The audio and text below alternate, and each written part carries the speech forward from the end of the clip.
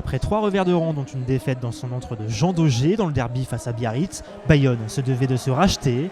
Déjà relégué en Fédéral 1, Massy, lui, avait pour seul objectif de mettre fin à une série de 12 défaites consécutives. Mais d'entrée, ce sont les Basques qui prennent l'ascendant. Massy est sur le reculoir. Bayonne parcourt le terrain dans la largeur, avance centimètre par centimètre jusqu'à être récompensé de cette bonne phase collective par un essai de Latu. Latu n'y plus.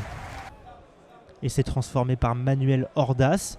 Johannes Graf inscrit les premiers points pour Massy. Derrière, 7-3. Les Franciliens jouent sans complexe. Thomas Borde se fait la malle. Mais sa transmission est arrêtée illicitement par Aymeric Luc, qui écope d'un carton jaune. Les Bayonnais sont à 14. Massy est déterminé à faire parler sa supériorité numérique. Le lancer en fond d'alignement est impeccable. Le ballon porté l'est tout autant. C'est le talonneur Thomas Borde qui couvre ce ballon et qui va inscrire son 10e essai de la saison. Johannes Graf transforme. Massy bascule en tête. 7-10. Emmanuel Ordas permet aux Bayonnais d'égaliser grâce à une pénalité. Les Basques continuent alors de pousser pour reprendre l'avantage et sont récompensés d'un essai de pénalité.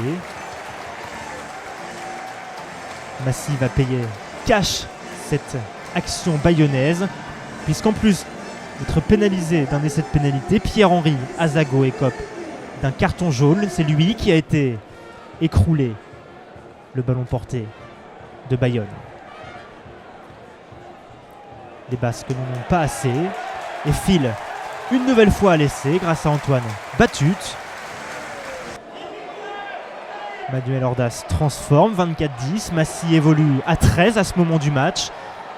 Les Bayonnais en profitent, sont précis et entrent trop facilement dans le 22 mètres. Le coup de pied est impeccable. Arthur Duhaut peut s'allonger pour aller inscrire un nouvel essai pour les Basques. À la pause, Bayonne mène 31-10.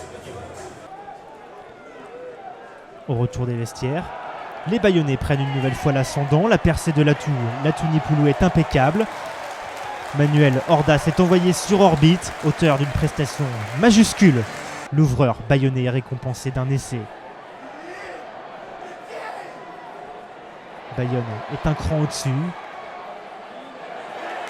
Après quelques minutes, avec une baisse d'intensité dans cette rencontre, les Basques offrent une action collective de toute beauté à leur public de Jean Daugé.